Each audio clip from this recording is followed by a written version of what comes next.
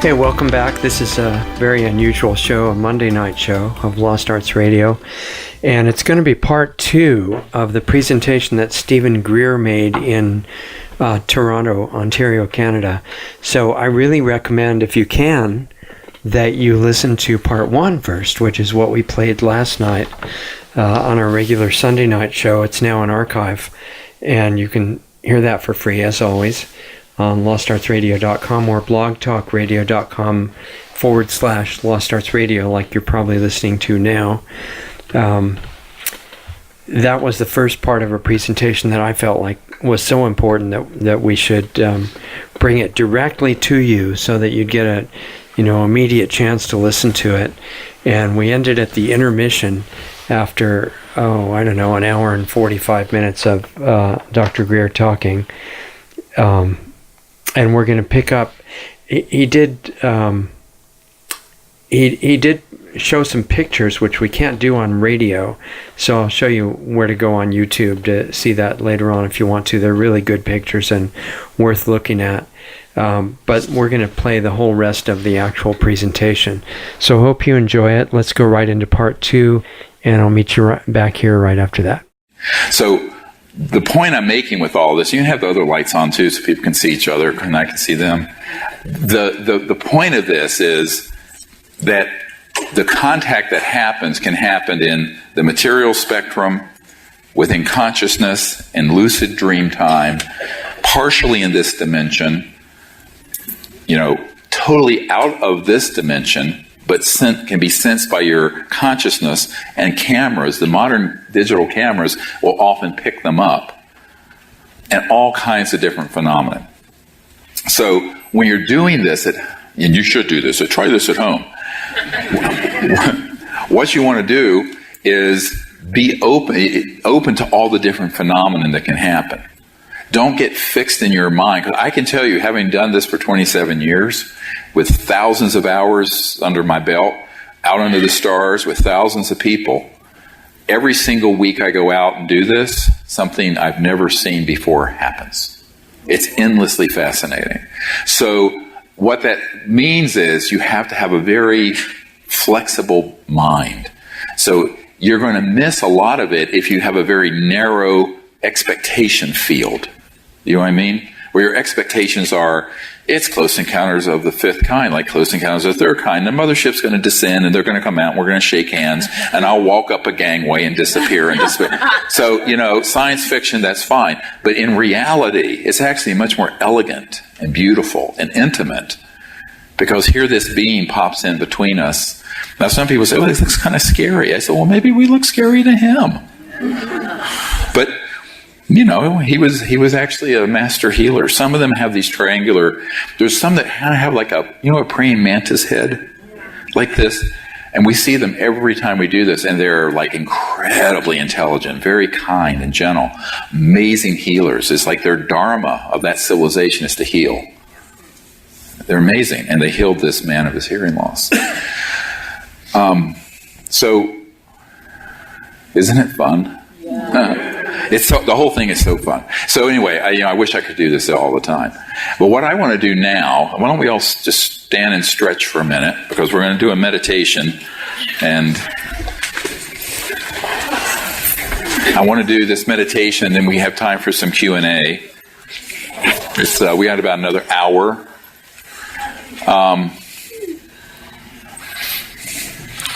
I wish I had time to show you all the images we have, because there's so many. But I wanted to just show a variety of the kinds of things that happen. And those of you who are good with I don't do any camera work because I'm all thumbs with cameras. Plus, I'm focusing on making the contact and doing the consciousness work. But there are certain people who are really good with cameras, and you want to experiment, but experiment with, if it's video, the AS7 we have found is one of the best. A7S, that's the Sony. And if you're going to do still photography, if you're doing one that, use a tripod with a remote and experiment increasing the ISO and have the lens open, 3 to 10 seconds in complete darkness. But be sure there's no one moving and there's no one has a light on. no lights. And you will have all kinds of things. A lot of it has to do with you connecting. The reason we got Bijou photographed, we heard the group talking, we saw the orb that appeared and disappeared, but you couldn't see the ETs, but the person who was taking the picture asked permission. It was sort of a protocol. Asked them if they would, in a diplomatic way, because this is a diplomatic mission we're doing, ask them if they were willing to be photographed. And if you ask nicely, they will. So we always ask nicely, and they're happy to oblige. Great. So let's have a seat. Now, if I sit here, can people see me? Because we're going to do a meditation now, and I need something to sit on. Maybe I'll sit on this one. Not as comfortable, but more practical.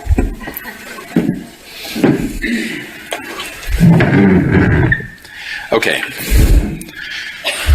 This is better, huh? Oh. Hope I don't break it. I'm fat. Boy. It's kind of wobbly. If I fall down, come pick me up. It reminds me of that nurse I had named Bubbles. And she'd get mad at some guy and she'd say, Dr. Greer, as far as I'm concerned, that man in room 4 can shit and fall back in it. I just love Bubbles.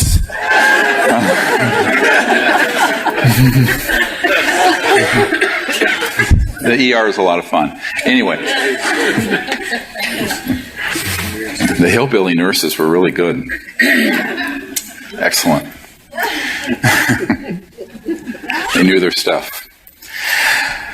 Okay, so what I would like to do now is sort of guide you through this whole protocol.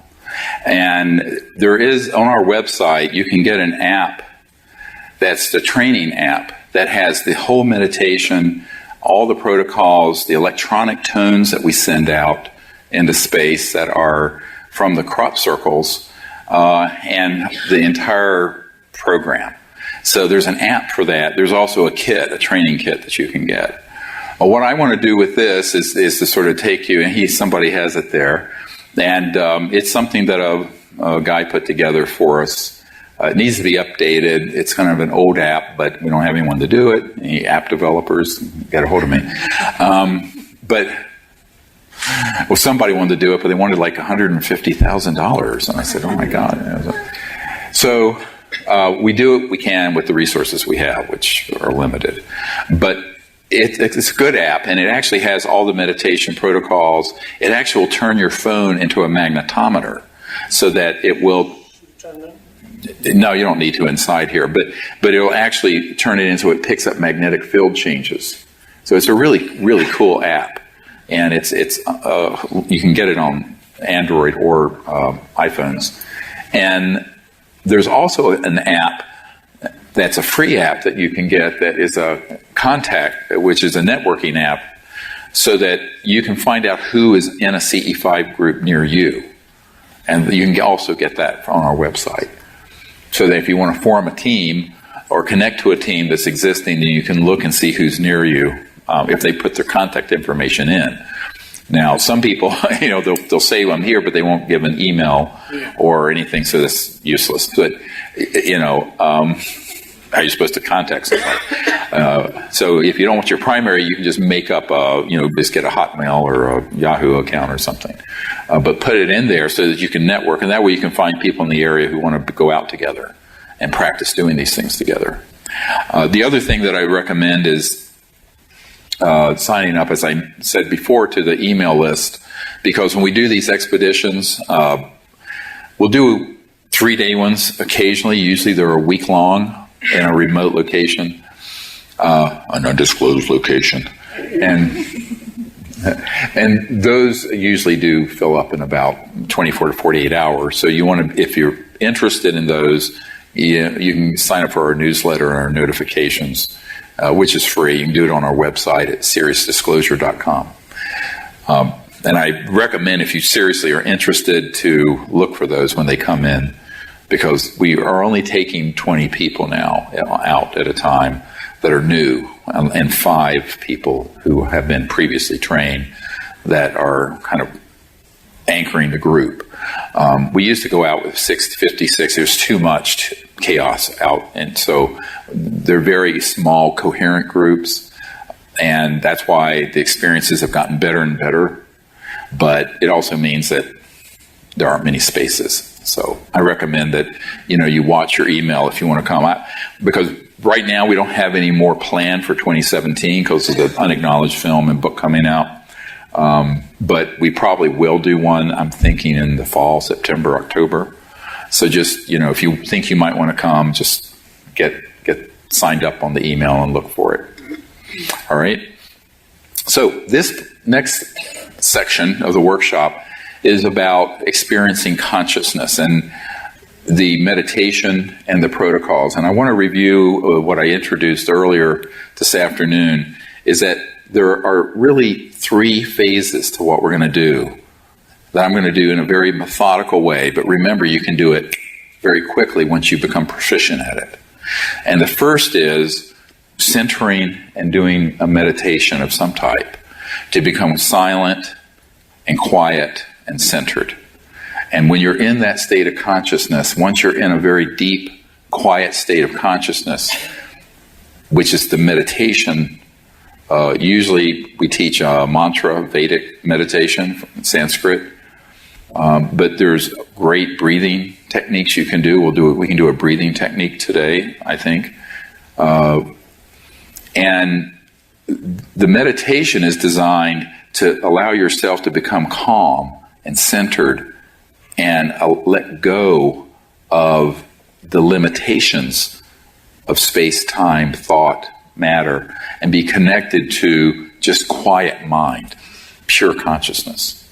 And once you're in that quiet state of consciousness, then what you want to do is expand it and begin to use the non-locality of the mind, meaning that the conscious mind is omnipresent, and begin to see remote places. So this is what remote viewing is about. And you can do this through practice with great accuracy. And the best way to do it, in my opinion, there's people. Someone asked earlier about the Monroe Institute. There are different techniques that can be used. I think the best approach is the meditation approach, where it's integrated, and it's not something that is a mechanical or intellectual process, but it's an integrative approach where you're using the experience of perceiving consciousness in silence and allowing consciousness to expand. And as the consciousness becomes expanded, you can then very subtly intend to see. So this is a key sticking point. People forget this step. So once you're in a very quiet state of mind, or if you're in a lucid dream, you don't brutally say, I want to do this. It's a subtle intending. So you're intending to allow your mind to see what's out by Arcturus, the star system, or what's at home in your kitchen right now, or what's in the underground base at Dugway, or whatever it is you want to target, whatever you want to see. But you intend it, and then you become silent, and with that quiet intent, allow the mind to unfold there and just see. Now, many people will actually be visual. They'll visually see it. Other people just get the information. Some people get a word. Some people just get a feeling. Everyone is different. And because everyone's different, the way intuitive knowledge comes to a person is unique for each person. I liken this to consciousness in its pure form of just unbounded, infinite awareness. The samadhi state is like the hub of the wheel of life. And the spokes that go in to the hub connect all of us to that hub. But there are 7 billion spokes on this planet, if each of us are a spoke. And each is unique, and each person's experience is going to be unique. And path into the hub of the silent wheel of life, the hub of the wheel of life, is going to be different. So you have to learn your own way, the way that you acquire intuitive knowledge. A lot of people get into very rigid systems. I think those are a mistake, because what may work for me or Ingo Swann or for whoever may not work for you. So my intention is to give you the concepts and some techniques, and then you can practice them and make them your own. Does it make sense? I think it's a wiser approach. So then you can, once you're in this expanded, quiet state of mind, and you're beginning to remote view the area around this hotel, you go out into space, if you lock onto and see an ET like this one that pops in, or their spacecraft, or their planet, you then introduce yourself by name and tell them that you are from Earth and that you invite them in universal peace to come with you to this spot. And you literally show them from where they are. And you can connect to their consciousness and look through their eyes. And you allow them to look through your consciousness. And you show them where you are on Earth. So you turn it around from a remote viewing mode to a vector where you're guiding them in using consciousness. And then, if we were outside, I would also put a laser up, not to hit an airplane, but be careful never. And so in case your mind wasn't real clear in GPSing it, the laser and these electronic tones that we send out give them a specific vector, and those are in the app. These electronic tones that we play and send out into space, sort of our signature tone. So we use light, we use sound, and we use consciousness and thought. The key component is understanding consciousness and then using the coherent thought sequencing, as we call it, to guide them to you. So step one in this process is meditation and being centered and connecting to quiet mind. Step two is then to allow the mind to awaken to remote places and remote view the ET craft or the ET beings. Step three would be then once you connect or see, then you introduce yourself and then vector them or guide them to your location. Meaning that you literally show them, in this case, we're in, where are we, Toronto, and near the airport, in a hotel, in Canada, in North America, on Earth. So you literally zoom in and you show them your exact location, down to a few meters. Now you get better and better at this visualization and vectoring as you practice it. It becomes very easy. And what's really important is that you're doing it in a way that isn't strained. So most people, when they meditate, they're going, mantra, mantra, mantra, they're forcing. No. What you want to do is do this in a very gentle way. Do it in a way that doesn't force it and is in a relaxed state of mind. The more that you force it and you're intellectualizing it, the less you're meditating. So it's inversely proportional to effort in a sense. So if you're making too much effort and getting strained, stop it and just go back to watching the breath or using the mantra. Now, I'm going to share with you a mantra. It's in a very advanced mantra. And so this is a lot I'm giving you in an afternoon, but you can use it if it resonates with you. You can use one you know. It's a very powerful Siddhi, S-I-D-D-H-I, Vedic power. And it's a very specific one. And it's one that's never spoken. So when I share it with you, after we do some breathing meditation, I'll share it. I will speak it, and I will then spell it for you so you have it. But we normally don't say it out loud. So don't come up to me and blurt it out. Okay? But the mantra is a Vedic tone, actually. And this particular mantra means that it actually has a Sanskrit translation that roughly is the clearest and best if you connect to the real resonant field of Vedic and Sanskrit knowledge, which before I was a doctor, I was a Sanskrit tutor and Vedic teacher, meditation teacher, is basically that you give yourself to the unbounded self. The drop is becoming the ocean. It literally translates to that I give myself to the unbounded. And so the individual becomes one with the unbounded. And that's the state of perfect peace and perfect bliss and fearlessness and all of that. So the samadhi state is the state of being awake with infinite consciousness that you're connected to even while you're when you're in deep meditation. Cosmic consciousness is when you're up walking around and you're still connected to that state. And there are other higher states of consciousness, such as God consciousness, where you become able to see celestial levels of reality and the angelic realm and what have you. And then there are some orders with magnitude beyond that, past unity consciousness and Brahman consciousness. That's beyond the scope of what we want to go into today, but it's in the materials and in various books I've written. The key thing to remember is that all of these states of consciousness are latent within everybody. So everyone has the ability to be aware of awareness, and in the intensity of that experience become infinitely awake and become one with this field of pure conscious mind. That is the samadhi state, as it's been described, or nirvana. But from there, you then can practice these different abilities, such as remote viewing, precognition, and making contact with other intelligent life forms. So, which are, in a sense, this is a siddhi, an S-I-D-D-H-I. A siddhi is a Vedic power or ability. Those siddhis, one of them is actually interstellar communication and contact. And that's what we're really teaching.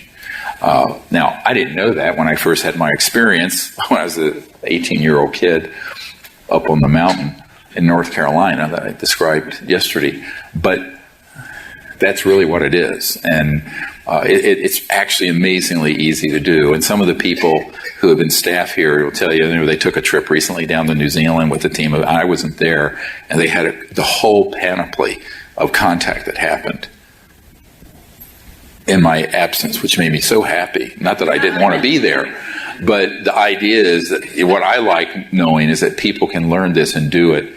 And, in medical school, there's a great saying, you see one, you do one, you teach one.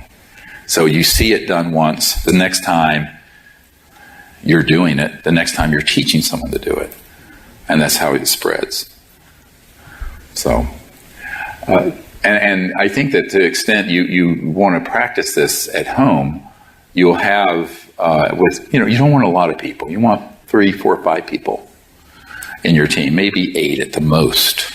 Because you want maximum coherence in the group and not chaos. And you just need a small team of people, go out to a remote place away from any interference. The further away you are from human rubbish and power lines and buildings, the better. That's why I like going to natural places. And also it's just more secure because you're not going to be interfered with by people when you're doing this. So that's something I recommend. And also there's the purity, or what's called sattva, the pure energy, creative force of nature, that is also very conducive to meditation. And the ETs will feel safer if there's some place where they're not thinking someone's going to appear walking up on with a shotgun. So I think that they're all important to understand. And what we want to be able to do when we practice this at home is do this without the sort of the noise of our everyday life. Now, people say, then, can I do this in my bedroom? Yes. And you do it in your backyard, and you will have events happen. But when you're doing it with a team of people, I recommend trying to find some place quiet, remote, peaceful. All right? So let's close our eyes. We're going to do this meditation. And the first thing we should do is take some nice deep breaths in with our nose and out with our mouth.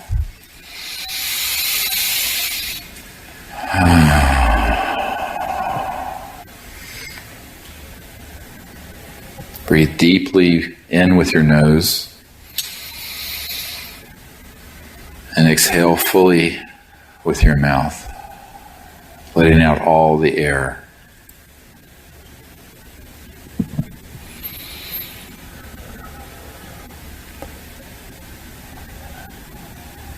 And as you breathe in, see yourself becoming energized by the life force, prana, the chi. And in the center of your forehead, very gently become aware of quiet awareness.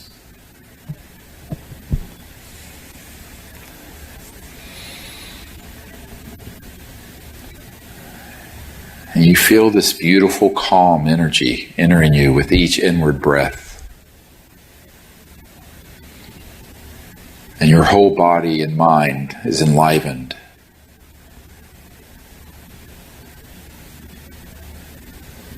And as you exhale, exhale completely and become centered and calm. And let go of all of your limitations and all of your worries and all of your concerns, and be in a state of peace.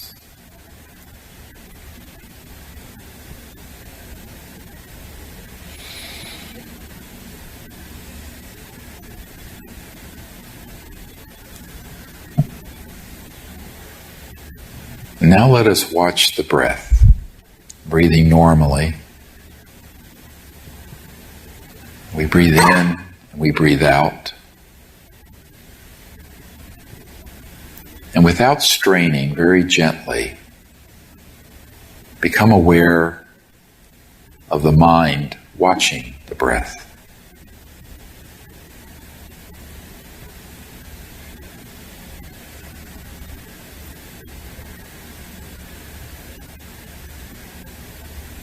Become aware of consciousness that is perceiving the breath and your body, your thoughts, even your own self. What is the consciousness whereby you can perceive your own self? Gently become aware of this awareness. Silent, pure consciousness.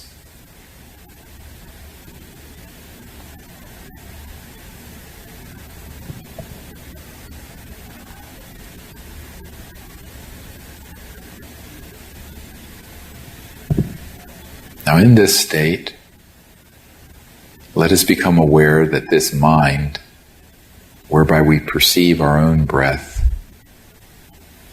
is a singularity.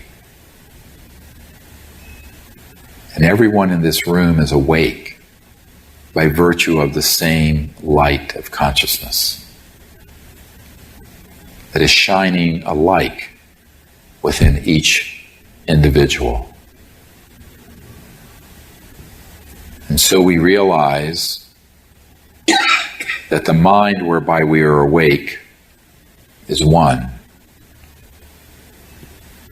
and it is boundless.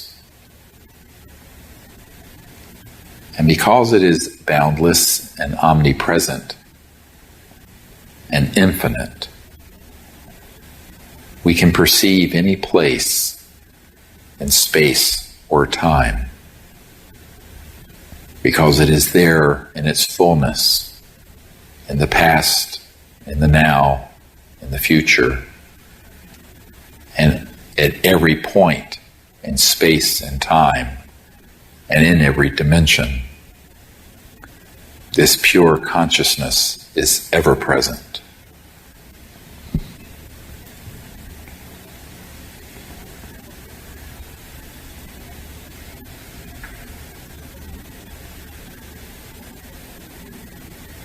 Now,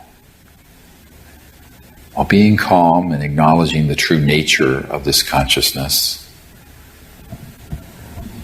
I will share a Sanskrit mantra, which you may use if you wish to. And it is 3 syllables, and the first syllable is a perfect fifth in tonality higher than the other 2.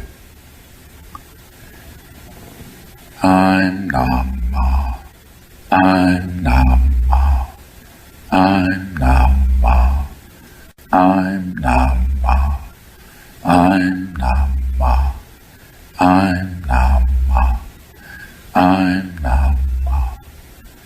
The first syllable is I am, I'm.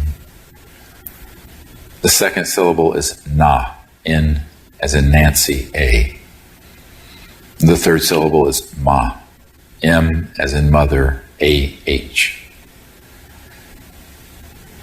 And this mantra, with its tonality, also makes a perfect equilateral triangle. I'm Nam Ma. I'm Nam Ma. I'm Nam Ma. I'm Nam Ma. I'm Nam Ma. I'm Nam Ma. The first syllable is a perfect fifth higher in tone than the other two, which are the same. So I will repeat the mantra again, and then I will repeat it more silently, and then we will just think the mantra. And the way to think with the mantra is to let it repeat like a note, a beautiful tone that just effortlessly is being repeating. And after a while, it'll just run on its own. And you allow your mind to rest upon it and become aware of the infinite mind as it emerges and as the mantra takes you into the ocean of infinite light and infinite consciousness. I'm Nama. I'm Nama. I'm Nama. I'm Nama. I'm Nama. I'm Nama. I'm Nama. I'm Nama.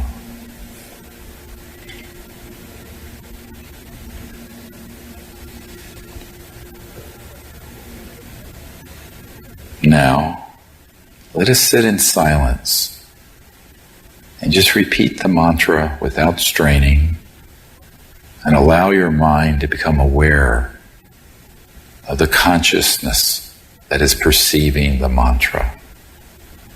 And if at any point you become distracted with thoughts or sounds or bodily sensations, this is normal.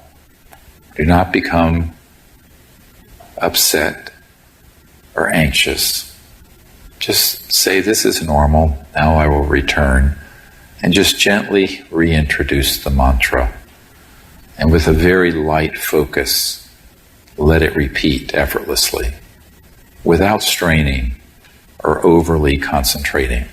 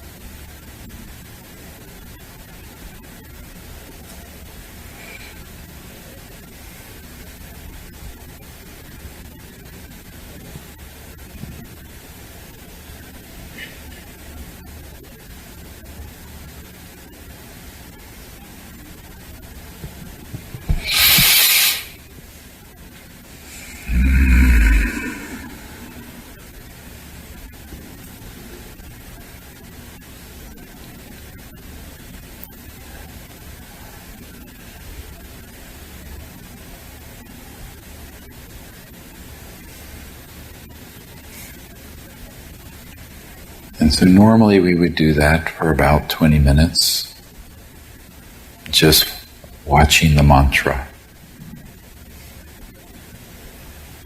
After we have done the pranayama and the breathing,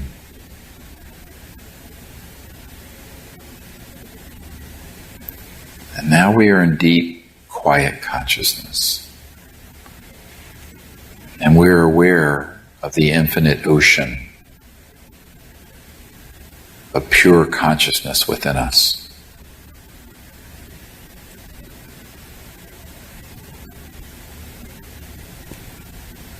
And we become aware that everyone in this room is awake. And this awakeness, the essence of consciousness, is the same within all of us. And there is one great being, one mind, that is the source of each of our individual awareness. And we can sense this transcendent and unbounded consciousness. And so effortlessly, let us dive into that infinite ocean, letting go of ourselves, and yet using our individualities as a means to be conscious. And as we let go of our bodies and our limitations, our mind expands. We are now aware that this pure consciousness is omnipresent. And not only is every person in this room awake by virtue of the same light of consciousness, all of space and time and the entire universe is a conscious quantum hologram folded within us.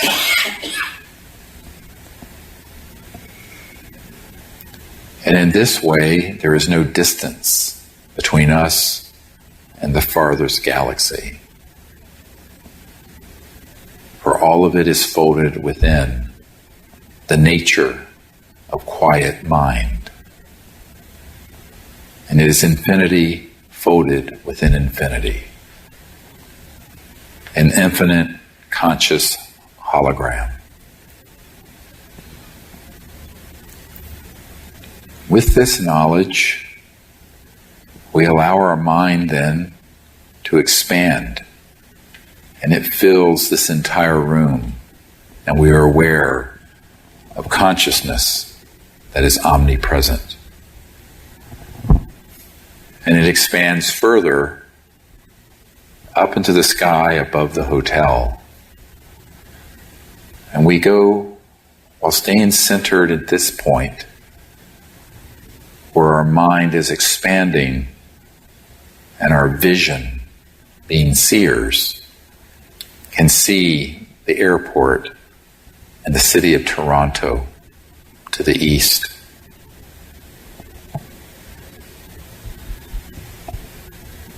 And as we go up further into the sky above the hotel, we can see this entire region of Ontario and the bodies of water and the forests outside the city. And as we go up further into sky, we begin to see the curvature of the earth. And we see Mother Earth as a conscious, awake being, which she is. And she is not human, but the planetary consciousness is real. And we can feel the consciousness of Earth and invite her to assist us in creating universal peace on Earth.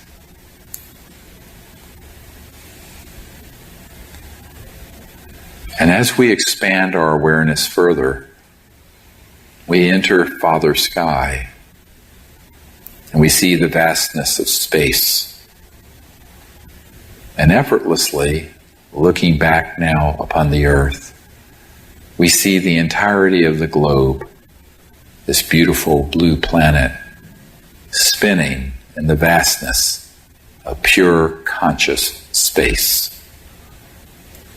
For space is not empty, but teeming with energy, but also suffused with pure consciousness, cosmic mind.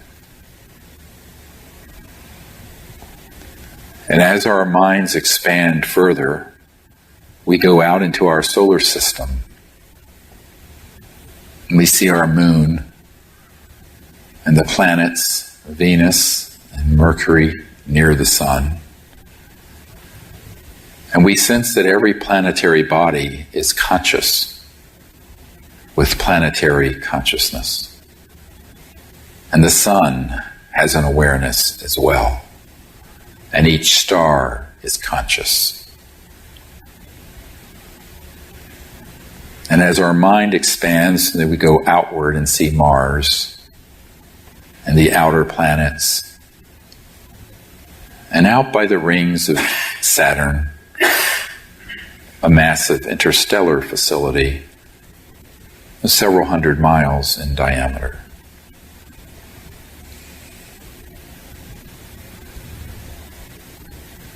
And then as we expand further, we go out into interstellar space, looking back on our solar system, which is now just a point of light.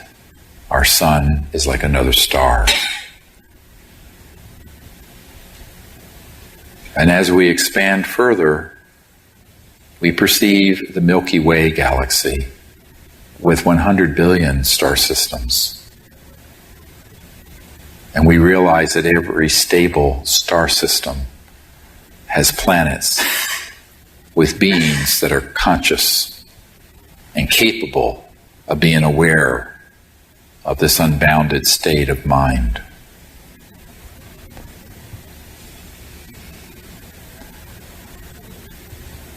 And as we expand further, we go into intergalactic space. And the Milky Way, a spiral galaxy, recedes, and we perceive the Andromeda galaxy, which is like a twin galaxy to the Milky Way, a spiral galaxy with a similar number of star systems, from whence Bijou has come. And then we expand further into intergalactic space. And we realize that the cosmos has no beginning nor end, but just pauses between sectors of an infinite universe. And all of this is conscious, and all of this is folded within us, and is accessible anytime we wish in quiet meditation.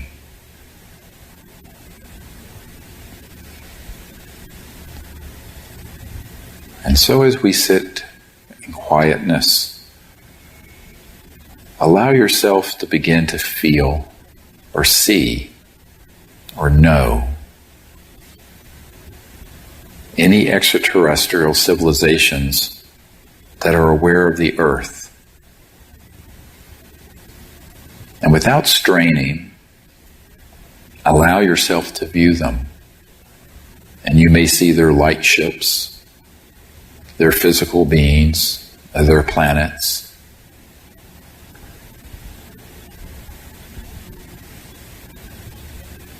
And allow it to simply unfold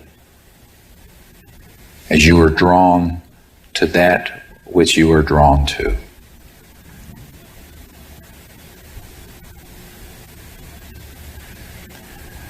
And effortlessly, within your mind's eye or your heart of knowing, you can feel those extraterrestrial civilizations that are involved with the earth or aware of our planet and our people.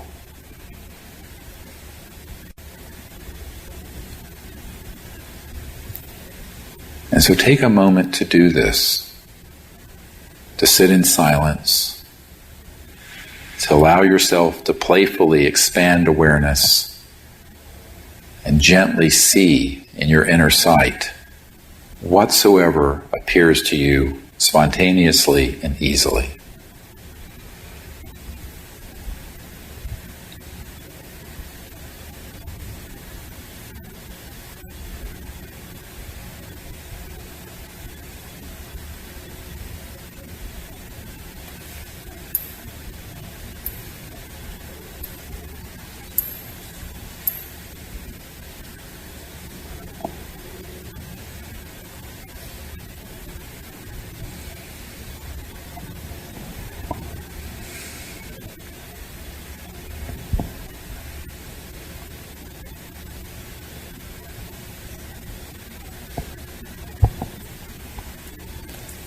Now, as you connect to these peoples, show them our location. For example, if you sense that the extraterrestrial craft or person is outside our solar system, show them our solar system and guide them to one of the outer spiral arms of the Milky Way galaxy and show them this specific solar system and the third planet from the sun, Earth.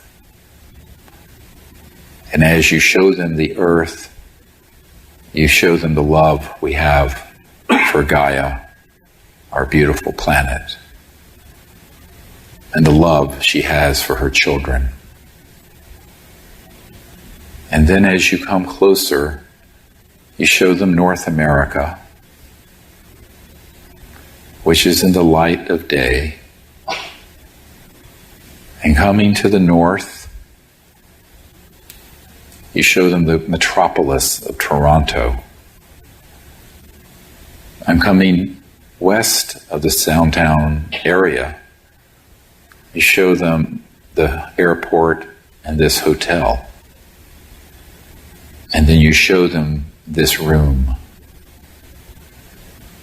And you invite them here in any way that is safe and appropriate for this time and place, and in universal peace.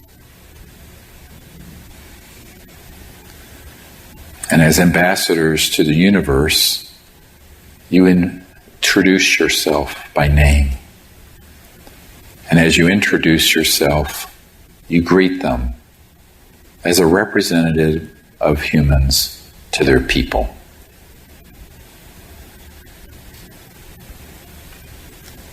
And so we will sit for a few minutes and do this in quiet meditation, expansion of awareness, remote viewing the space around us and our solar system and the cosmos. And if any ET being or starship or planet comes to mind, ask permission to enter and to connect to them, and then guide them here, zooming into this beautiful area of Canada.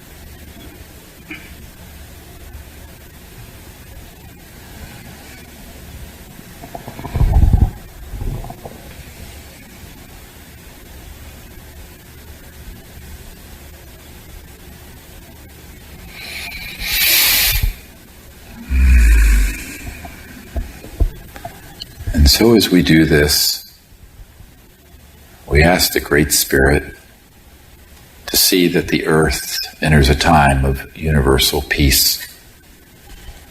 And we share this vision with our extraterrestrial neighbors,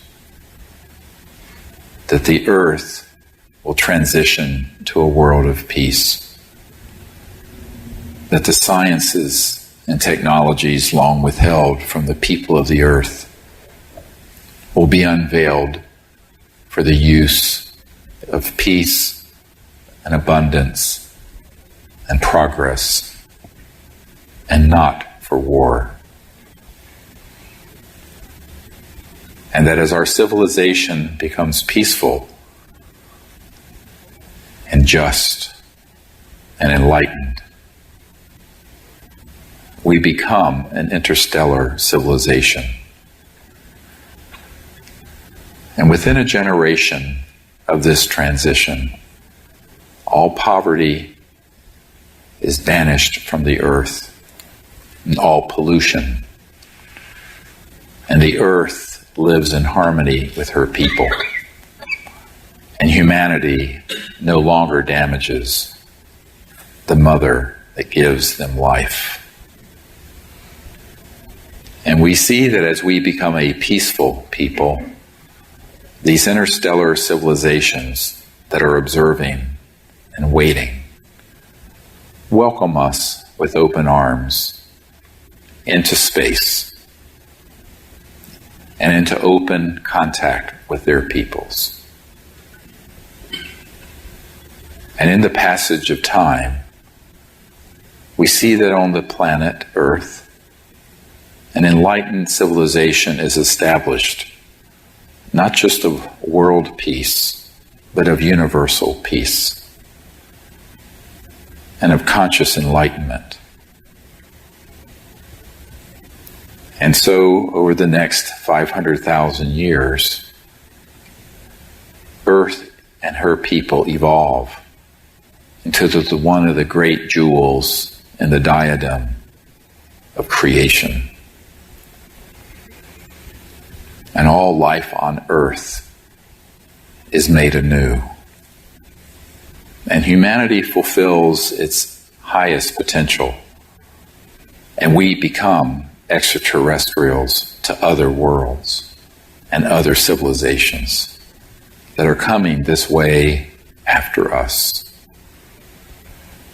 And in this way, the cycle of life and enlightenment goes on forever.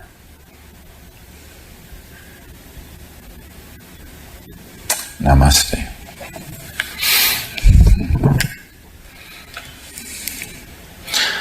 So when you're ready, you may open your eyes. Oh, that ET is still there.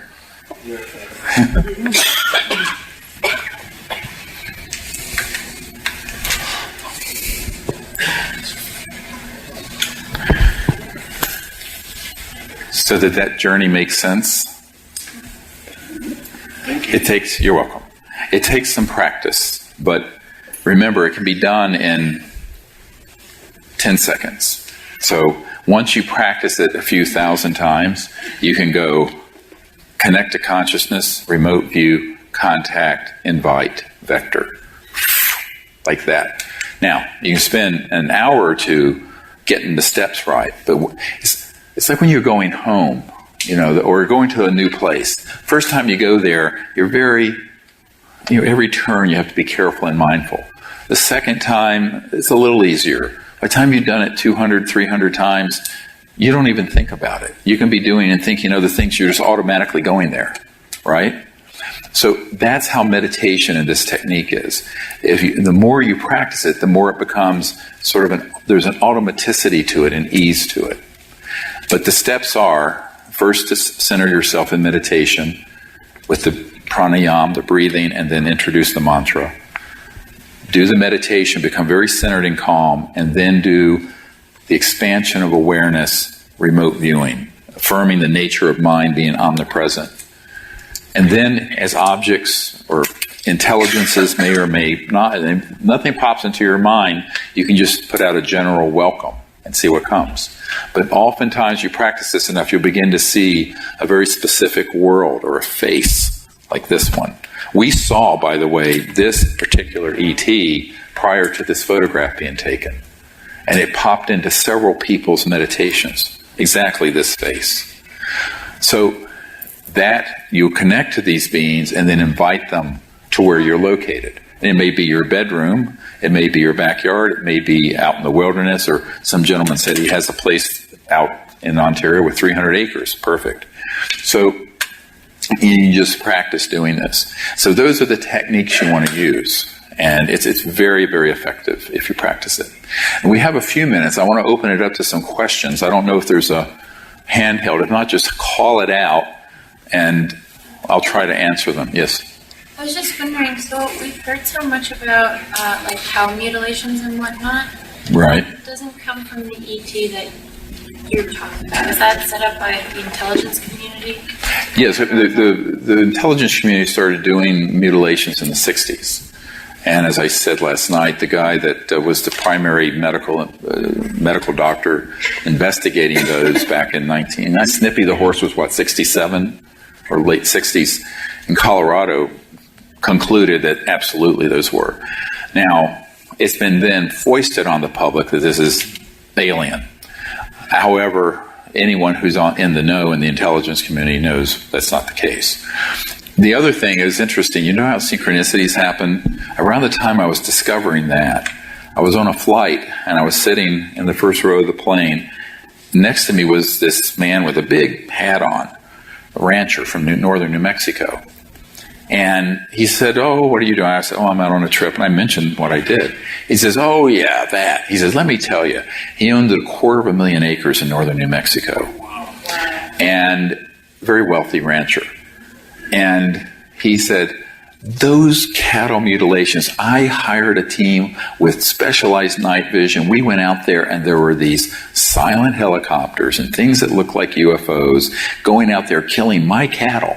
And he tried to sue the U.S. government. And they just denied, it was unacknowledged. We didn't have any knowledge. And this guy, was of some means to be able to document this. But he said, I'm not going to get involved with this publicly. I wanted him to make a public statement. So I think that, again, there's so much disinformation that's been put out there that's designed to create fear. And the reason fear works is the false flag that's talked about and unacknowledged won't work unless people are predisposed to believe it. All right? Just like the preparation for the Iraq War, Vietnam, and what have you. So there's a psychological manipulation that goes in advance of the actual crescendo event where they would launch some sort of, fake alien attack. So there has been a preparatory phase to this that the fascists, I'll just flat out say this, what they are, have been doing. And there are not, there's a lot of people who understand this in the intelligence community that I've talked to. Unfortunately, the dominant paradigm in ufology and on the internet is that anything that goes boom in the night that's scary is being done by aliens. And I always say, yeah, well, the man-made ones. Now, have there been actual ET interfaces with humans that are similar to what some people experience with abductions? Yes.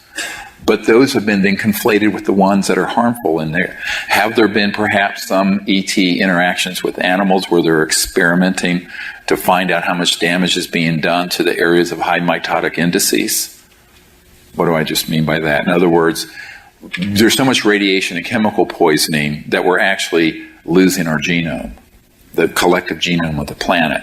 And there is what I call a Cosmo-Noah's Ark going on, it has been for about 70 years, where they're taking samples of animals, plants, what have you, preserving them, kind of like the seed repository in Norway, but off-planet, in the event of a worst-case scenario, which unfortunately, the more we stay on the path we're on, the more likely a worst-case scenario will happen. So now we've only scratched the surface of these issues, but what I'm saying is stay with the positive, let's manifest a good future, and be aware there's a lot of associated noise on this issue that is being deliberately fed out to the public because of its psychological warfare value. And what we want to do is transcend that and not get deceived by it too far. I also point out that there are some other issues with what the ETs are doing, and that is some of those civilizations view us as an existential threat to their worlds. Because if you understand what Ben Rich of the Lockheed Skunk Works said, when he said, we have the means to take ET home. And that was in the 90s. That was 20-some years ago. What that means is that in our classified projects, our weapon systems and our technologies are approaching parity, or close to what some of the interstellars have. But we have those in the hands of the most sociopathic, crazy, psychopathic people on the planet. So that is an existential threat to other worlds.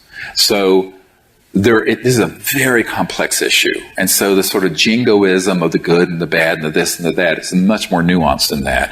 And I know we live in a time where there's no nuance left, because that requires actually an IQ. Ow, did I just say that? But which, let's face it, this is an increasingly rare thing. Fine. Is a scintilla of analytical capabilities and critical thinking. But we have to obtain a sort of a state of consciousness where we cannot be fooled by that, and at the same time be aware that some of the things that are happening by the ETs is because there's a number of scenarios running. One scenario is that we make this great leap onto the Hopi prophecy rock, where one line terminates and the other one goes on indefinitely. Maybe we'll make that leap, but maybe we don't. And what if we don't? What's plan B? Well, there is a plan B, and they're working that. And this is why there have been so many ET events where, and people say, well, like in the Provence case in France, that's in the Japan study, the NASA equivalent for France, and if you look at the Cometa study that the admirals and generals put together, there was this one case where ET craft lands in a lavender field in the wee hours of the morning, and there are these little beings out there gathering samples of lavender. Well, what the hell do they need with lavender? Perfume? No. They were taking samples, and this has been seen in the water, on the land, plants, and animals, to study what all the chemicals we're dumping, all the radiation, what is it have an effect on the genetic mutations in our biogenome sphere, the whole biosphere's genetic material. Because we're in the period right now of the next great extinction. The last one was the dinosaurs, and it's well established in modern science that there are more species becoming extinct now than in known history since the dinosaurs. It's all man-made. So if we stay on this, if you extrapolate, let's say you had enough intelligence and also technologies to view into the future. If you extrapolate the path we're on, if you look in 100 years what we've done in damage to the Earth, and extrapolate another 20, 50, 100, and exponential decay. And the other thing, and this is not to be apocalyptic, but as an emergency doctor, and my emergency nurse will confirm this, we have something called decompensation. So you'll have a patient, they're sick, and they're maintaining, and they kind of drop down, and then they come back up, and then they decompensate, and it's a square wave. Code blue. And it's the Earth is a living organism. And it is struggling to deal with the burden humans have placed on it. And it could go through a decompensation. Now, in such a case as a global code blue, there is a plan that the ETs have to re-establish intelligent civilization here and stabilize it. So that's not the preferred plan, but you should be aware of it. And so there are certain things that they are doing commensurate with that task, if that should happen in a worst case scenario. So it's not so simple. This is a complex issue, and we have to be aware of the state of the world we're in. There's the world we want to manifest, and there's the state of the world today. And the state of the world today is that we got some fixing to do. We really have some fixing to do. So I think that's really a key thing, and we have to then view ourselves as sort of skilled healers with the ETs and higher consciousness and what have you of the Earth and of humanity, and just not be passive about it, but also understand that there are many things going on that are beyond what I have time to go into today that are extraterrestrial, but may be confusing to people. For example, as an emergency doctor, and I just use this by analogy, if a child comes in who isn't educated and mature enough to understand what I'm doing, and we suspect bacterial meningitis, and I need to do a spinal tap. And there's a needle about that big, right, nurse? A big thing. So now, to the child, I'm a monster putting this big needle in their back, putting them in the field, and tapping their spinal fluid. I'm trying to diagnose the problem so that if it's bacterial meningitis, which could be rapidly fatal, we can treat it and heal the child. So there are a lot of things going on that are along that path as well, because the world is in trouble and humanity is in trouble. But so I think we have, before everyone begins, the sky is falling paranoia. But these sort of things, if they are if there's a spin put on them, then can create an enormous amount of fear, which is a diversion from what the true action is. And the reality is, and it goes back to the benefit of the military-industrial gangbangster complex. Because who would benefit from an interplanetary conflict? The eschatology nuts, the people who want the end of the world to happen, and the far right-wing nuts, the fascists, the gangbangsters, and the military-industrial complex. That's who benefits from fear. So we have to understand that that's how they've manipulated humans, and this goes back thousands of years. I mean, all kinds of demagogues and different empires have manipulated their people through fear and dividing one group against another for millennia. We just can't let it happen on an interplanetary level, and it won't. I mean, that is not a paradigm that can succeed. And if you analyze this, ultimately, there's only one possible future: universal peace, global peace, and interplanetary peace. There is no future that involves this kind of conflict, because the weapons are so far beyond a hydrogen bomb that it's not survivable. So if you accept that just sort of fact, it's a fact, then you have to work towards that end. And that's what we're doing. That's the whole purpose of our project. Other questions? Yes, sir. Consciousness question. There's kind of a built-in battle between the fear and the meditation that you just led us through. Yes. So what about the concept of the energy of that meditation, the consciousness of that meditation being a win-win for the industrial military complex too? Okay, in other words, can they use such knowledge of consciousness in a negative way? No, not at all. So can that consciousness generated by the meditation, by people participating in that meditation, lead them to an awareness of how giving it up and joining in? Yes, is a beautiful question. And one of the things we do on our week-long expeditions is that we go around to different classified facilities and personnel that I know that are on the Leadership Council for MAGIC, the Majority Intelligence Committee, on this, and we send this beautiful healing vision and light and love and forgiveness to them and give them a new vision. And it's very effective, actually. I like telling the story. When I was first year of college, there were a bunch of rowdy drunks who were boys in my dorm, and they were always coming in drunk. And at that point, I was spending all my time meditating. And I was in these deep meditations and prayerful states. And one day, I had a remote view that they were going to get killed on this mountain road between Blowing Rock and Boone, North Carolina. And a lot of college kids did, because they would drive there to go to bars and run off and go down a 3,000-foot gorge.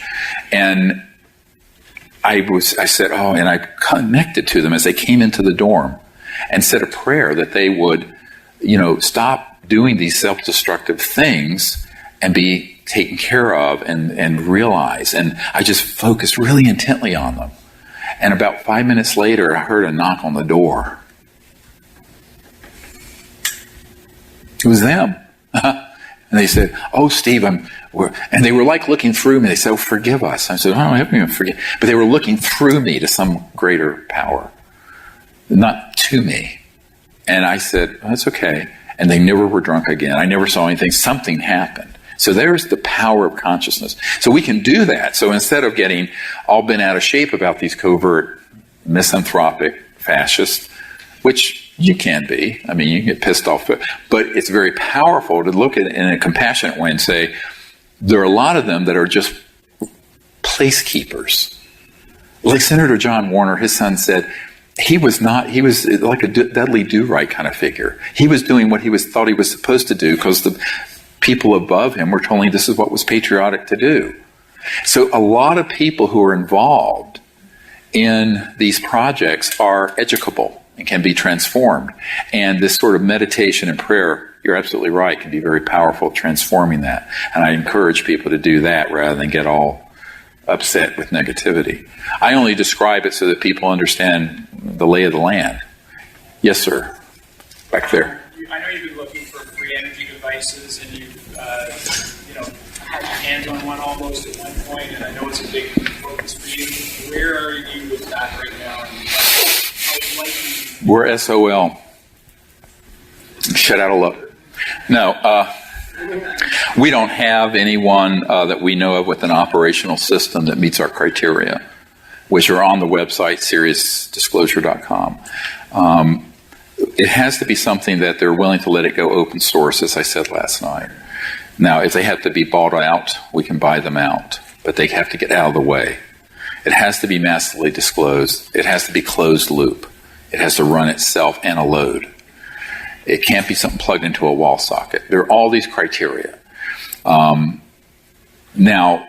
I know there are systems that purport to do this that are on the internet, but we've gone all over the world and we haven't found anything legitimate.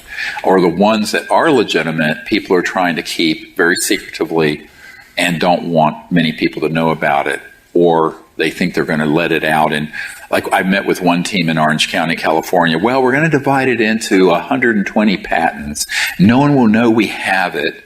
I'm going, by the time you've had the thought come out of your cerebral cortex, the intelligence community knows you have this thing and what you're doing. So that isn't going to work. So far we haven't found a technology that meets our criteria, both from an operational, technological point of view and a strategic point of view.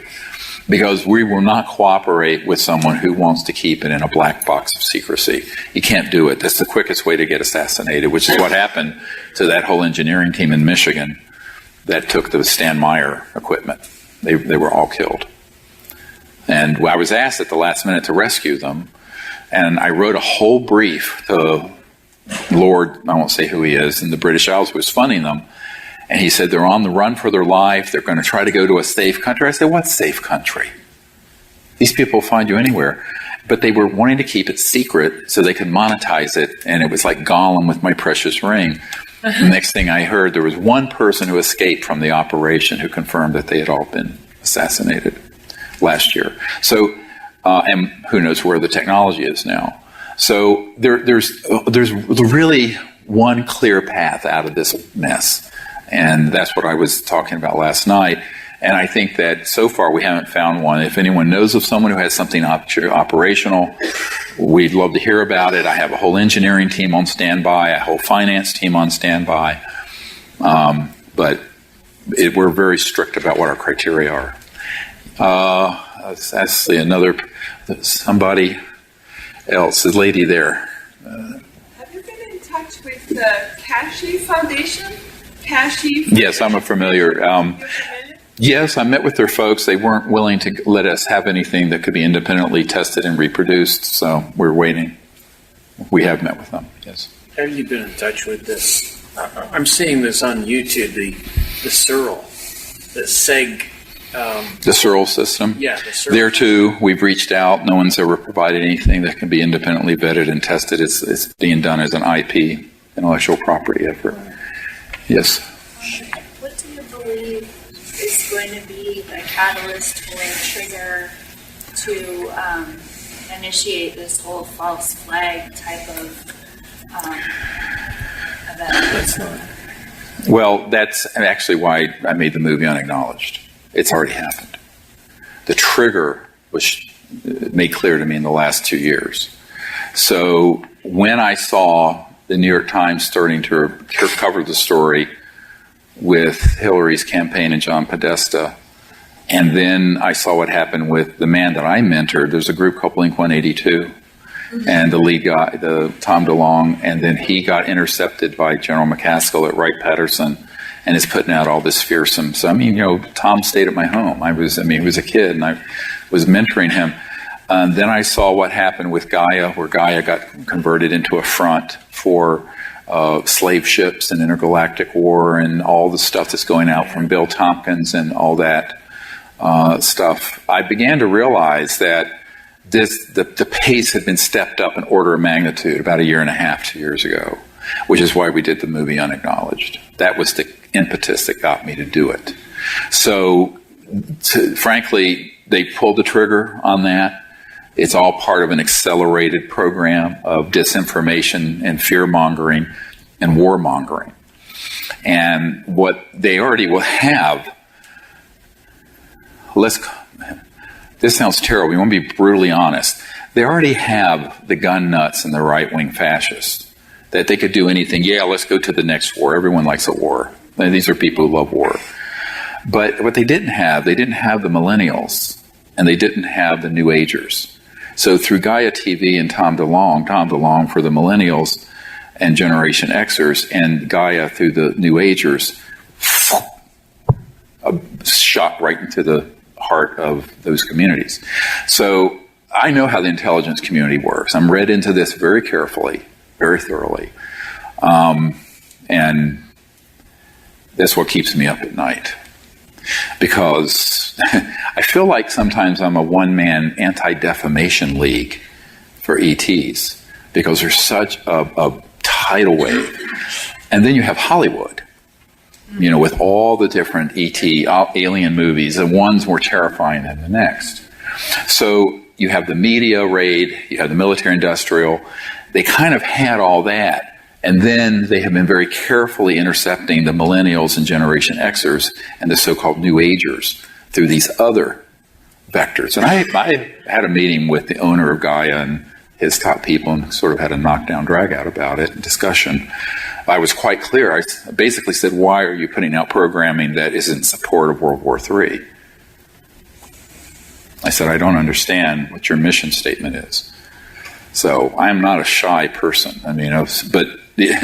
So it's very important that we understand that if you continue to put out information like this, then, as I said, back in 1997, we had this man who was going to do one of the stand-up briefings for the senators and congressmen that came to the congressional briefings in Washington. And he was at the meeting before him. We had a meeting with all these men and women who had been in the intelligence community and military, who were going to give information at this closed meeting that was set up privately by my organization. When I'd given up on the White House, now I was trying to see if someone in Congress would hold a hearing and do this. That was 20 years ago, 97. And what happened is that this man had been on an interagency committee in 74. It was 43 years ago, and he was going to testify that they already had everything in place, and he was on it. And he said it had been in place for long before his time, when he rotated out, before he rotated in to this committee. That was an interagency committee. He said we could hit a button, it would launch a false alien attack. It would fool virtually everyone on the planet, and it would lead to a consolidation of global, instead of just the United States spending $1 trillion a year on military armaments and what have you, the whole world, like the movie Indepedence, they would say, yeah, let's kick alien butt. And they start kicking in $5-10 trillion a year instead of $1 trillion into that effort. And he said we could push a button and it would happen. It would fool everyone from the president on down. Now, that night, a special forces team came to the Westin Hotel where I was housing everyone, went to this man's room and asked him to go. He went voluntarily. And he left a note under our door basically saying, these guys have asked me not to talk about this yet, but they're going to try to get this under control. They agree that it's out of control. And he was taken out to an undisclosed location out in Virginia, probably at Mount Weather, and did not testify before the members of the Congress that we had gathered together in 97. So I've been acutely aware since the early 90s of that plan, and I've had worked with people who've been in the system and have been read into or briefed on what the technologies are, how it would happen. So we're vulnerable because they could get away with it only if they have enough people who have been predisposed towards alien fear. Just like Hitler could only get away with what he did if there were enough people who were predisposed to shoving 6 million Jews into the gas chambers, right? You've got to do the psychological and propaganda part first. But this is much bigger than exterminating 6 million Jews, as horrible as that was. These are maniacs who'd like to create a situation where they concoct a conflict between worlds, like War of the Worlds. So it's lunacy, it's dangerous, and when I started seeing that people who ostensibly should be on the side of peace and earth and Gaia and this and that, becoming sort of the front phalanx of horrific disinformation about slave trips and galactic wars and all this kind of stuff right out of a script from Hollywood, I went, wow, we are really at DEFCON 1. We're at launch. So that's why I made the movie. So you asked the question. Sorry you asked now, huh? So you ask, I'll tell you the truth. Okay. This gentleman. You got 2 areas of expertise for this question. What? You have 2 areas of expertise for this question. Okay. So we did the CE5, Mm-hmm. and I have tetanitis, so I have buzzing in the ear. Mm. I find when I do the CE5, I can calm down, but I keep hearing the buzzing. Do you think that's something that will interfere with my ability to... No, you just sort of know it's there and ignore it. You know, I have a degenerative disc right here from doing so many sports things and falling on my head. And it hurts. So I just sort of, you learn to set it aside and meditate with it. One final question. Plus I have a broken knee from mountain bike. I have so many jock injuries and then a dislocated shoulder from surfing. Do you have any insight? Wild man. Do you have any insight as to what's happening in that department?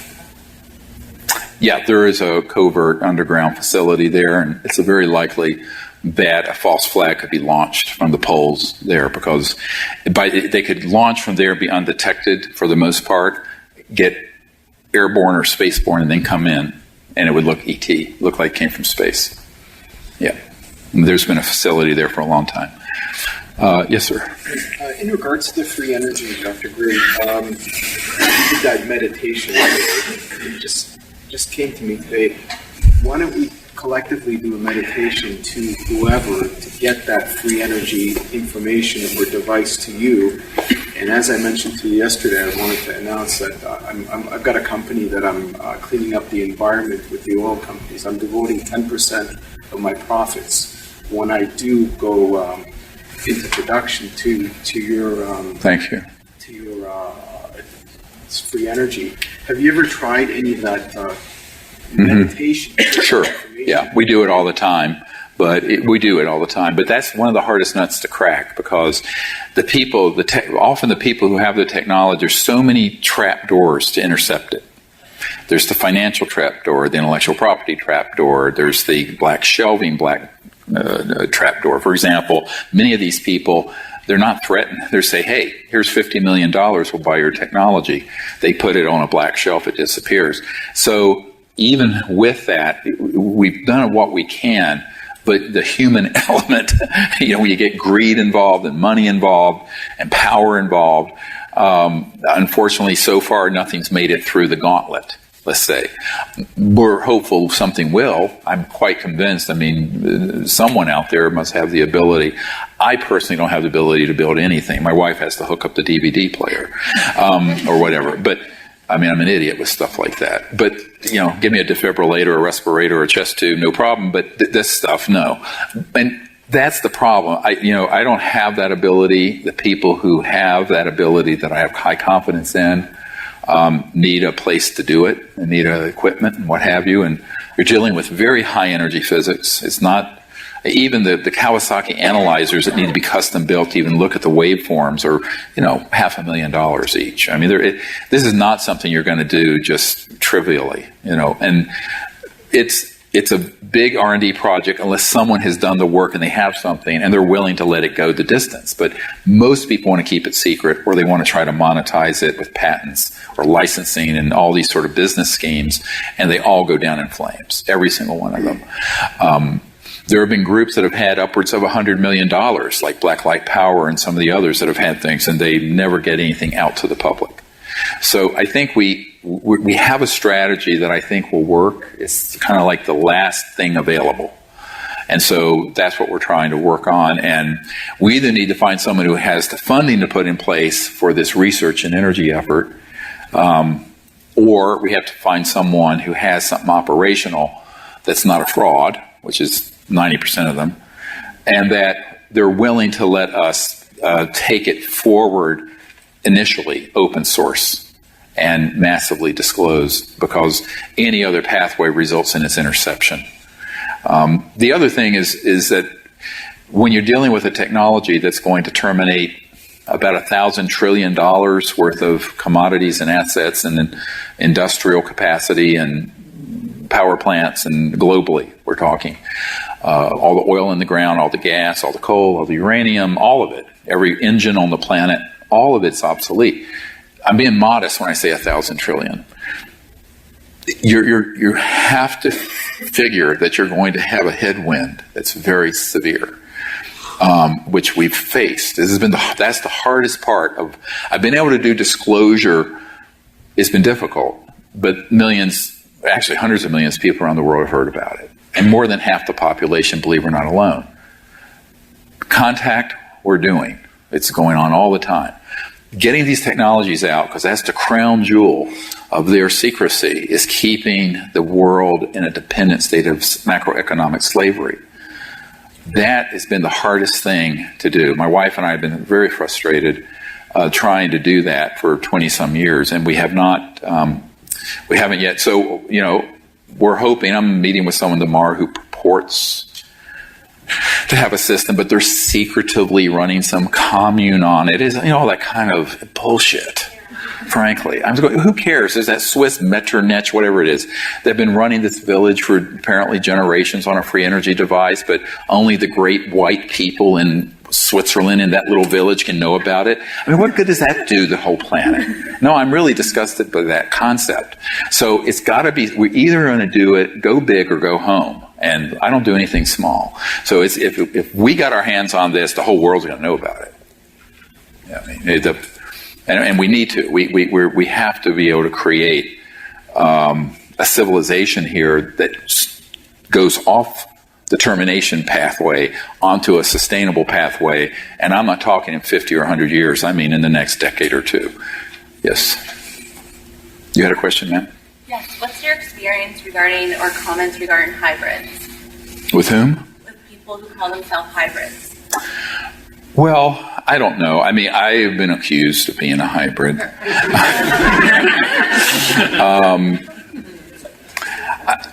I think all life in the universe are, in a sense, hybrids. So I tend not to go down into that trip too much. And I'll tell you why. If you understand the morphogenic field concept, we're non-locally in consciousness through the non-local organizing it. Once something begins to work one place, it works other places. That's why there's a universality of man, like this being right here has a head, 2 arms, 2 legs, and probably from another galaxy. Why? Because there's a morphogenic field and it begins to propagate non-locally without direct contact. It's not just panspermia. It's on a deeper level of dimensional. So in the DNA, for example, there is a component of the DNA that's epigenetic, that's connected to consciousness, and things turn on and off. And so I think that all intelligent life in the universe, in a lot of ways, that's why our motto is one universe, one people. There is a universality to man. I don't mean male, female, but to higher intelligent life forms. Yes, sir. Have you heard of the Keshe Foundation? Yeah, she just asked about that. Yeah, that's what I was saying. You know, they have not provided anything that's operational yet. Yes, sir. Do you know if there's much of a connection between sleep paralysis and ET trying to communicate with you? Yeah, it's an interesting question, this so-called sleep paralysis. I think people have had experiences with sleep paralysis or other hypnagogic and states where they have an experience with something. Now, is it ET or is it another dimension or what have you? And I think that there are a lot of people who have that experience, or more people who have had lucid dreams where they've had very clear experiences with ETs and flying and what have you. But some people will have a sleep paralysis experience, and there may be a component to that. Now, the question is, do they have some state of consciousness that led to them having the experience, or did the experience lead to the sleep paralysis? But, you know, which chicken or egg, which came first? Yeah. One more question. I think we're probably past time. Yes, a lady here. Yeah. What is the event? And what is, I keep on hearing on the internet, the event is going to happen. Which event? I don't know. Well, I can't tell you. Is the event the false flag? Oh, I see what you mean. Well, I don't know what they're referring to. I'd have to see the reference. But there certainly is a singular event that could happen that's a false flag. On the other hand, running the other way, you could get millions of people doing what we were doing here today who understand it, who start doing it. That creates a morphogenic field shift, and there's open contact that's peaceful. That isn't a false flag, but something beautiful for 7 billion people. That could happen too. And the ETs are actually watching what we're doing. They're measuring. They're not going to just sort of invade and do something. They're going to see what's the breakout point and critical mass of human consciousness, of conscious, intelligent intent, and then things will happen. All right, that was the conclusion of Dr. Stephen Greer's presentation in Toronto, Canada. Ontario. Toronto is in Ontario, Canada. And I hope it inspired you to try his protocol or your own version of it. There's no rule that you have to do it exactly like that. What he was presenting was the kind of energy and frequency that is conducive to ET contact. And one way of looking at the whole situation is that, yeah, things are pretty critical in the world, like, you know, it's on the brink of planetary suicide, thanks to our global rulers and the millions of humans that are helping them carry out their destructive work. But there's some things in our favor, the main one of which, of course, that we've been talking about a lot on the Saturday show is your consciousness. That remains the main focus. But what Dr. Greer brought up is that we also have very special visitors. You have visitors that have been waiting at the front door, so to speak, respectfully waiting at your front door for thousands of years, and you haven't been answering the door. So the humans have not just not let them in. As a species, thanks to our rulers running the military and abusing it for these kind of purposes, they're actually shooting down the craft and murdering the occupants, and actually shooting down the ships is a kind of murder as well, because their ships aren't regular ships. They're actually conscious life forms as well, as Dr. Greer went into a little bit tonight. And the emotional impact of anybody who's got some awareness at one of the so-called crash scenes is intense when the ship is trying to heal. I mean, it's just unbelievable that humans have gotten so degenerate, but that means they can also reverse that. And what can I say? Getting to communicate with others wiser and farther along the path that we're traveling ourselves is a great gift. And whether you're in school, you know, elementary or junior high school or college or advanced studies of some kind, or just learning a skill, or in life in general, I mean, it's great to always be willing to help people that need to hear from you about what you've already learned and experienced. But to keep that valuable, you have to keep up the other side, trying to hang around people that have gotten farther than you have, and all of us do that, not to worship them because we're the same as they are, but to respect and appreciate and learn from what they've already accomplished. And so Dr. Greer is pointing out yet another way that we can do that, which I think we should jump on due to the late situation in the world and how far along the road toward planetary destruction we are, and the urgent need to reverse that. So for myself, I know if I talk about this stuff, there's the little detail that I actually have to do what I'm recommending to you. Otherwise, I'm a complete hypocrite, and this is just a joke to talk about it, and I don't want it to be like that. So I've already started my own experiments with Dr. Greer's protocols, my own version of them, and we can talk about them more if you're on Saturday if you're interested. I also wanted, I also wanted to let you know that you'll be happy to find that if you're worried about Dr. Greer's credentials, he's got a new government seal of approval. Just to calm your concerns, YouTube has started trying to censor his videos and block his channels.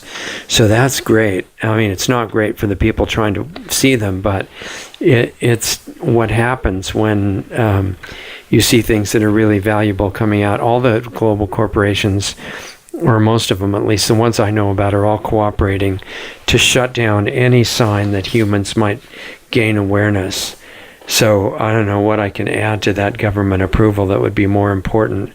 But I guess I just need to know what you think. Are you interested in this kind of stuff?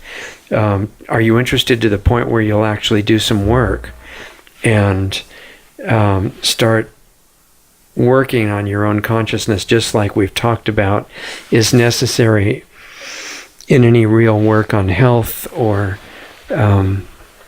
your own education? It requires work, not stressful work though, not like gritting your teeth and forcing it, but deep focused relaxation combined with a wide awake state is where all the real power is. So let us know what you think. There's a forum that you know about, I think, on lostartsradio.com. It's free. Share your thoughts on there. There's also, thanks to Emily, a new Facebook group, Lost Arts Radio on Facebook, and she says, please, she set it up, so would you guys please participate in that? Take a minute and say hello at least. I mean, she went to a lot of work to get that all organized, and it would be great to see you guys showing up there if you're interested in communicating. That's a way to stay in touch during the week and also on the weekends. Then I'm also continuing to put up articles and videos, educational ones, on lostartsradio.com. There's still is the free newsletter that gives you information about upcoming shows as they happen and other issues that are important that I want to share with you in the newsletter. Just sign up for that. It's free. It doesn't cost anything. Anybody that's got resources and wants to keep us going and support our work, it's just getting more and more and more intense, and we're not, getting paid for it. So if any of you guys have the capability and you want to help us, ultimately to build the school that I've told you that I want to do, and probably in Arizona, but for worldwide work, we need money. And so I'm looking at ways to raise money that don't compromise the purity of the energy that we're involved in at all. I mean, I won't do anything for money, and we're going to talk about this more later, but I won't do anything for money that is going to bring in any kind of negative energy, because in life, once you realize the things that you do that create that, you don't do them anymore. And this is true for all of us. It's part of a normal human growth cycle, and you start being more and more picky with the energy of what you do. And unfortunately, the world rulers, well, they do things intentionally for destruction, but the corporate people in most of the global corporations and the investors behind them and things like that, they'll do anything as long as it has the right profit numbers. And we have to be an example of something else. Once you learn that that's really not a good idea for many reasons that we've talked about, then what we're interested in now is combining raising lots of money with completely clean energy, good effects on everybody. And I know that can be done, not just for us, but the vast majority of people working at jobs that they hate their entire life, thinking that they're going to be happy when they quit their job and retire. And by that time, they're usually so, sick and compromised that they can't enjoy it as much as they would have anyway. It'd be better to have work that you love. And I'm looking at ways that we can really investigate putting those things together. So I'm interested in your input. Let me know if you think that's an important subject. I'd love to hear what you think about it. But the people that do have resources that are, available, consider donating to keep us going. We really need it for the survival levels now of what we're doing, and also for the school later on. It's going to be quite expensive, but I want to get that going immediately if we can do that. And also but don't donate if you're struggling for your own survival, okay? I don't want anybody to donate anything at all if they're really having a hard time. Please take care of yourself first. That's the best way to help everybody else. And but send me your ideas, comments, questions. You can send them on the forum on lostartsradio.com or the Facebook group, or if you need to do it privately, you can email me, richard@lostartsradio.com, and I read all of those.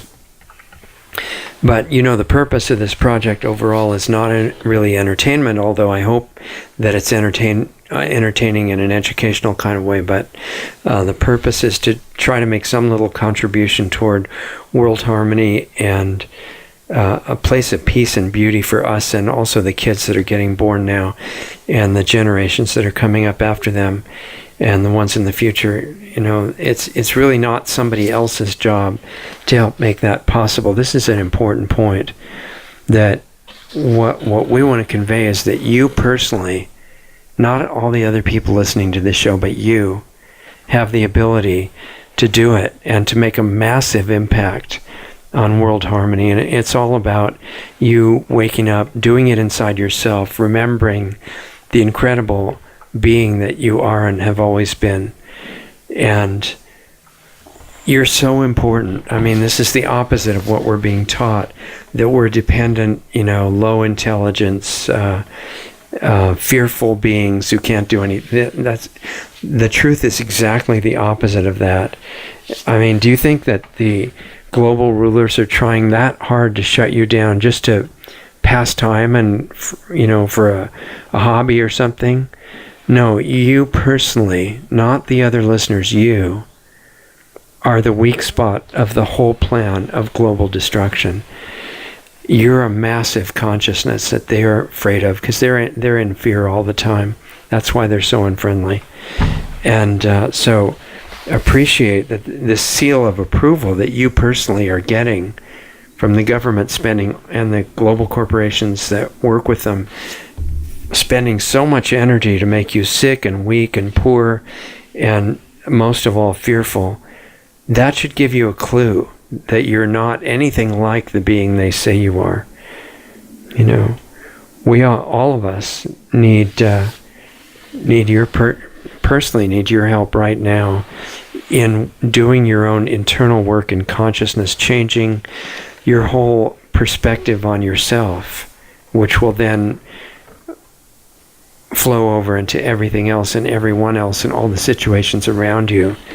And if you're willing to do that, getting your health back becomes much, much easier. You don't have to use willpower for anything like that. It's all over. And you can start experiencing what people who don't know would just consider impossible magic. So there's some things for you to work on. That's what this show is about. It's not about me at all. I mean, I don't even know how to be a radio host. I didn't want to do this in the beginning, but I'm here because, it's clear this, for the moment anyway, this is my responsibility that I want to do a good job on, if I can, to remind you of the incredible potential that you have right now, not in some philosophical sense, but in a way that you can start right this minute as soon as you're brave enough to relax and do the work. And I hope you are, because everything is depending on you for that. So have a great week. And meet me here next Saturday. I'd like to share the call-in and discussion show with you then, 6 o'clock Pacific, 9 o'clock Eastern Time, next Saturday and every Saturday. And then I'll tell you then about the Sunday guest show that we have coming up on the day following. So good luck with everything you're doing this week. I appreciate you very much. It's my honor to be spending some time with you. And I'll see you next time. Listen to our new shows with guests every Sunday night at 9 p.m. Eastern, 6 p.m. Pacific. All new shows and archives are available at blogtalkradio.com/Lost Arts Radio. Find us on Facebook at facebook.com/Lost Arts Radio. We're on Twitter at Lost Arts Radio. Our YouTube channel is youtube.com/C/Lost Arts Radio. Again, youtube.com/C/Lost Arts Radio. And scene.life, we're at Lost Arts Radio/profile. When you do your Amazon shopping, please use Amazon's Smile program at smile.amazon.com. And when you choose Lost Arts Research Institute in Sedona, Arizona as your charity, Amazon will donate 0.5% of whatever your order total is to Lost Arts Research Institute to help fund the building of the school and keep our radio show on the air. Please visit lostartsresearchinstitute.org for more information on the school we want to build. Be sure to sign up for our free weekly newsletter on our site under the Radio Show tab or right from the button on our Facebook page. You're also invited to join our free user forum on our website at lostartsradio.com. You can ask Richard a question there or post about any subject that you're interested in. Our forum is growing and we'd love to have you be part of that community. We keep it troll-free, so don't worry about others, paid or otherwise, speaking negatively or engaging in some sort of debunking tactic fakery. I closely monitor the forum for abuse, and we have a very strict one strike and you're out policy, which is why we require you to register your email address along with whatever screen name or username you want to use. We also have links to all of the great independent musicians whose music we feature each week on Lost Arts Radio. And if you like Lost Arts Radio, please consider donating a few bucks to help keep us on the air. We spend many, many hours each week to bring you the best show we can with the best guests around. You can find our donate button on our website at lostartsradio.com. Contact Richard at richard@lostartsradio.com or myself, Doug Diamond, at doug@lostartsradio.com. Thanks again for listening to Lost Arts Radio, and we'll see you again next week.